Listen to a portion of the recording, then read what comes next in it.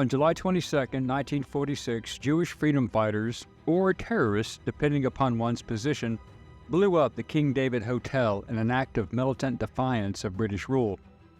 This event was the result of decades of frustration at not having their own Jewish state, as promised.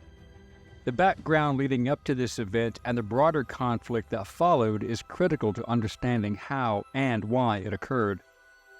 What was the King David Hotel? Why was it bombed? Who occupied it? Why were they there? What was the result of the action? The Jewish fighters managed to enter the hotel, many disguised as British soldiers, some as Arabs, some as workers, placing explosives.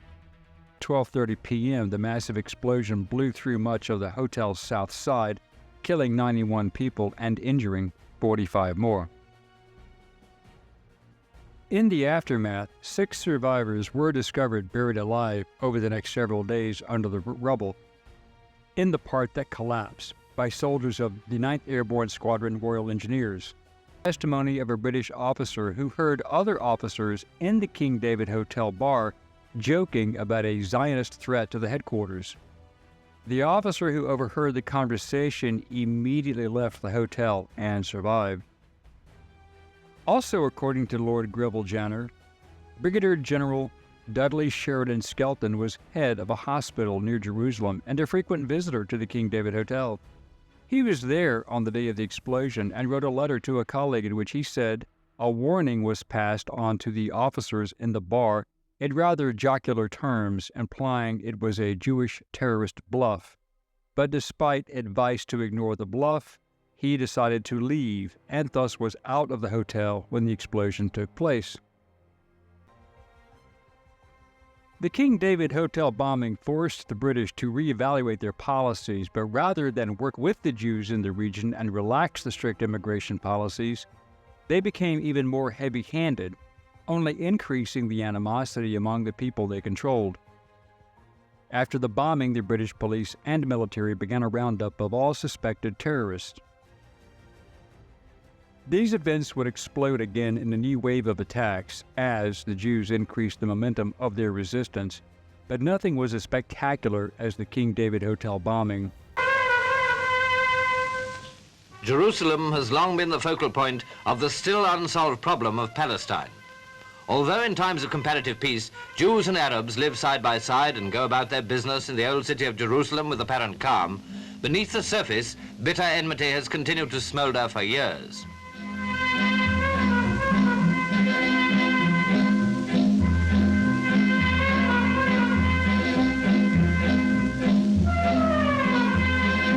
This is the Wailing Wall, where many Jews have been offering special prayers following the latest outrage by terrorists.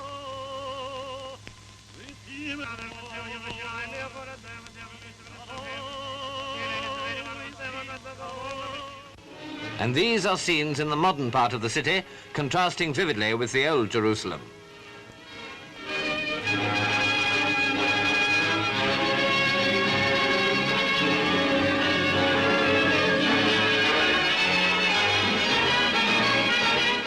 The King David Hotel itself.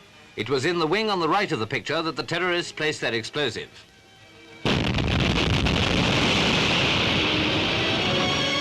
And the result of the crime, the tragic scene, is like a serious incident during the Blitz.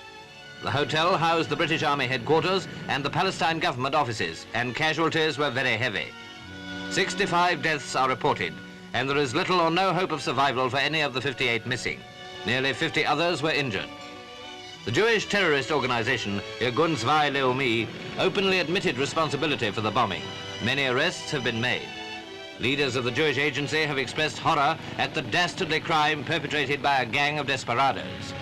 Mr. Attlee in the House of Commons declared, the British government will not be diverted by acts of violence in their search for a just and final solution of the Palestine problem.